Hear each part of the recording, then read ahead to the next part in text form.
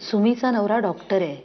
शेवटी त्यानंच यांना उचलून हॉस्पिटलमध्ये नेलं आणि नंतर घरच्यांना चांगलं खडसावलं. म्हणाला की ज्या बापानं तुम्हाला जन्म दिला त्याच्याकरता तुम्हाला एवढं सुद्धा जर का करता येत नसेल ना तर आम्हाला कळवा. आम्ही मामे भावंड मिळून वर्गणी काढू आणि करू आमच्या मामाचं सगळं. पण आता त्यांची तब्येत बरी आहे ना? हो, म्हणजे इथे यायच्या आधी मी जहांगीरला जाऊन त्यांना बघून आले. आता आधीपेक्षा. विक्रम चहा घेणार ना? पेपर घेऊ का? तो वाचून झाला. या घरात परवानगी आम्ही मागायची, तुम्ही नाही जावे बापू. मम्मा माझा टाय कुठे आहे? अगं काल युनिफॉर्मला लावून ठेवला होता ना. पण आता नाहीये. बघ जरा कपाटात, तिथेच पडला असेल कुठेतरी. अगं शोधला ना मी. जा नीट बघ, तिथेच कुठेतरी पडला असणार आहे. आणि नाही सापडला ना तर बाबांना सांग, ते आणतील डिटेक्टिव्ह टाय शोधायला. तुम्ही का अशा सारख्या वाकड्यात शिरता मावशी? मी काय वाकड्यात शिरले? एखादी गोष्ट हरवली की ती शोधायला डिटेक्टिव्ह बोलवायचा अशी सवय या घरातल्या लोकांना, म्हणून मी आपलं सहज म्हटलं. तुम्ही आत्ताच म्हणालात ना की तुम्ही या घरात पाहुण्या, मग पाहुण्यासारख्या राहा ना. ज्या गोष्टीबद्दल माहित नाही त्या गोष्टीबद्दल बोलायची काय गरज आहे?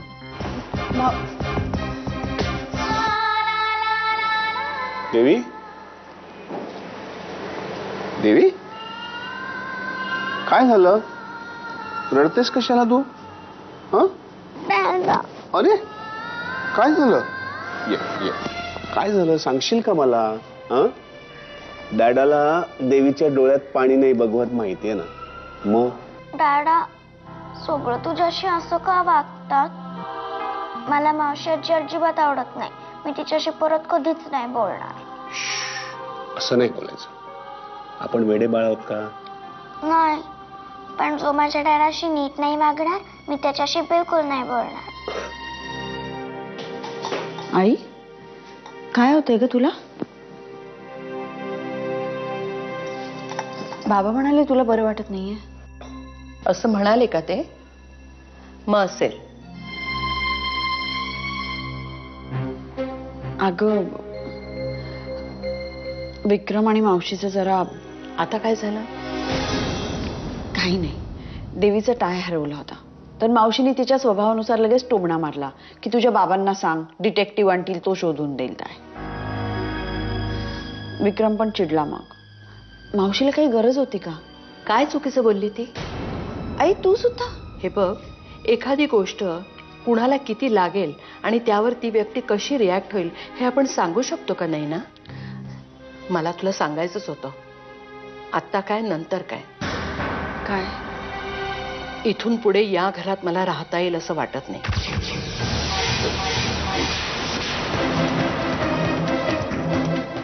तुला माहितीये केवढा मोठा घोळ घालून ठेवलायस तू घरामध्ये?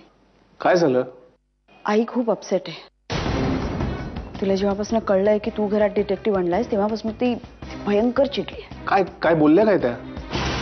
तिला आता या घरात राहायचं नाही. काय? ती चिडत नाही आणि चिडली की. पण मी जे काय केलं ते कुणालाही दुखावण्याच्या हेतूने नाही केलं. मी फक्त. विक्रम तू इथे ये आणि तुझं जे काय लॉजिक आहे ते तू आईला समजावून सांग. बरं ठीक आहे, मी येतोय, आत्ता येतोय. आत्ता? हो. मी असं म्हणत नाहीये की आत्ताच्या आत्ता आपण घर सोडून जाऊया, पण आता इथे एकत्र राहणं नको. विक्रमने जे काही केलं त्याच्या मागे त्याची ठाम कारणं आहेत. पण मला जो त्रास झाला ना त्यासाठी मी माफी मागतो तुमची. अशी डोक्यात राख नका घालून घेऊ प्लीज. जर माझं काही चुकलं असेल तर हवं तर कान धरा, मला शिक्षा करा, पण सोडून जाण्याच्या गोष्टी नका करू. आणि जर मी तुम्हाला डोळ्यासमोर नकोच असेल तर मी जातो ना घर सोडून. हे घर तुमचं आहे. वनिता, मला वाटतं विक्रमनी माफी मागितलेली आहे, तू त्याला माफ करून टाक.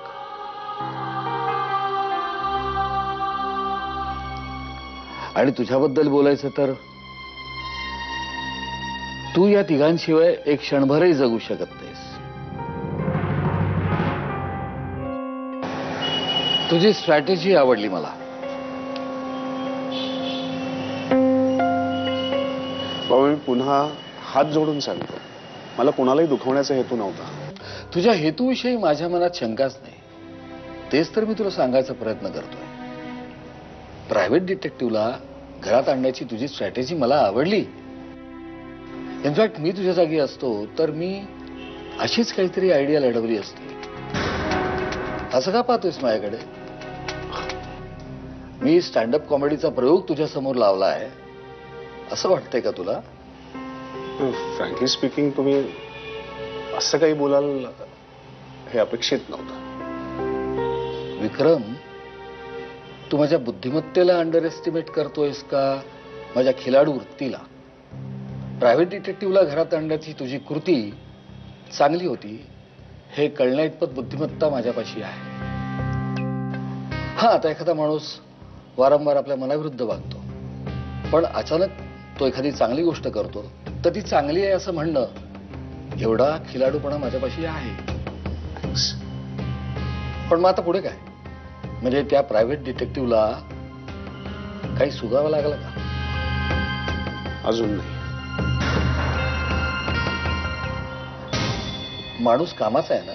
म्हणजे इतके दिवस तुमच्यासारख्या बुद्धिमान माणसाला त्यांनी चकवलं, त्यावरून तुम्हीच ठरवा. पण पुढे काय? म्हणजे घरात शोधून झालं, काही मिळालं, आता पुढं काय करायचं ठरलंय?